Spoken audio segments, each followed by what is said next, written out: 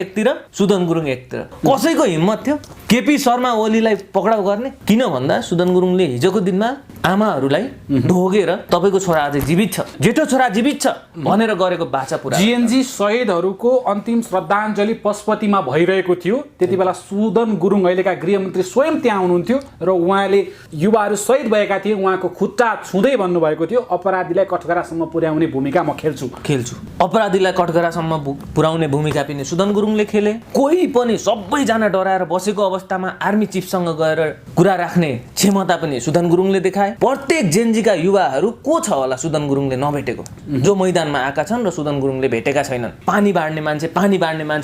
मान्छे भन्थे नि अहिले राहतको पानी दिए अमृत पिलाए आफूले विष खाएर तर पारस्वर नेकपा एमाले केपी शर्मा ओली पक्राउ विरुद्ध यति बेला सडक आन्दोलन गरिरहेको छ केपी शर्मा ओलीलाई रिहाई नगरे देशमा भयावह स्थिति सिर्जना हुन्छ भनेर महेश बस्नेतले बोलेका छन्। महेश बस्नेत